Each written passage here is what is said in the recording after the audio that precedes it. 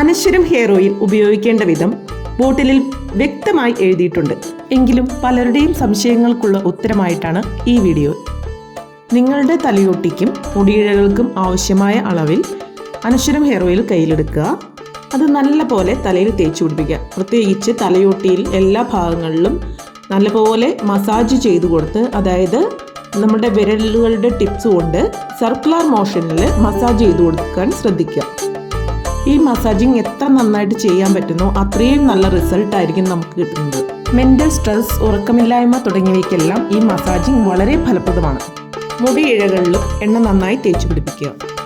എണ്ണ തേച്ചതിന് ശേഷം കുറഞ്ഞതൊരു 20 മിനിറ്റ് നേരമെങ്കിലും വെയിറ്റ് ചെയ്യുക. അതിനുശേഷം നമുക്ക് തല കഴുകി വൃത്തിയാക്കാം. മൈൽഡായിട്ടൊരു ഷാമ്പുവോ താളിയോ ഉപയോഗിച്ച് നമുക്ക് ഈ എക്സസ് ആയിട്ടുള്ളൊരു ഓയിൽ കഴുകിക്കളയാവുന്നതാണ്.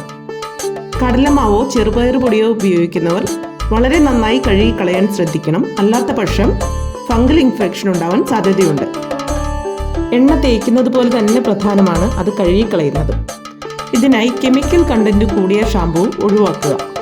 വളരെ ചെറിയ തോതിൽ എണ്ണമയം മുടിയിൽ നിലനിർത്താൻ ശ്രദ്ധിക്കുക. താളിയാണ് ഉപയോഗിക്കുന്നതെങ്കിൽ അത് വളരെ വൃത്തിയായി കഴുകിക്കളയാൻ ശ്രദ്ധിക്കണം. ചൂടുവെള്ളത്തിൽ തല കഴുകാതിരിക്കുക. ഇളം തണുത്ത വെള്ളമാണ് നല്ലത്. തല തോർത്താൻ നമുക്ക് ഒരു സോഫ്റ്റായ ടവലോ തുണിയോ ഉപയോഗിക്കാം. ജലാംശം നല്ലപോലെ ഒപ്പിയെടുക്കുന്നതാണ് നല്ലത്. മുടി നല്ലപോലെ ഉണങ്ങിയതിന് ശേഷം മാത്രം കെട്ടിവെക്കുക. ഏറ്റവും കുറഞ്ഞത് ആഴ്ചയിൽ 3 തവണയെങ്കിലും ഇങ്ങനെ ചെയ്യുക. അനശ്വരം ഹെയർ ഓയിൽ ഉപയോഗിക്കുന്നവർക്ക് ആദ്യത്തെ ഒരു ബോട്ടിലിൽ തന്നെ വളരെ വ്യക്തമായൊരു മാറ്റം മുടിയിഴകളിൽ കാണാവുന്നതാണ്. താരനും മുടി കൊഴിച്ചിലിനും ആശ്വാസമാവുന്നത് മാത്രമല്ല, മുടിയിഴകൾക്ക് ആരോഗ്യം വെച്ച് പുതിയ മുടികൾ കിളുക്കുന്നത് കാണാം. അനശ്വരം ഹെയർ ഓയിൽ നിങ്ങൾക്ക് വെബ്സൈറ്റിൽ നിന്നോ വാട്സപ്പ് ത്രൂവോ പർച്ചേസ് ചെയ്യാവുന്നതാണ്.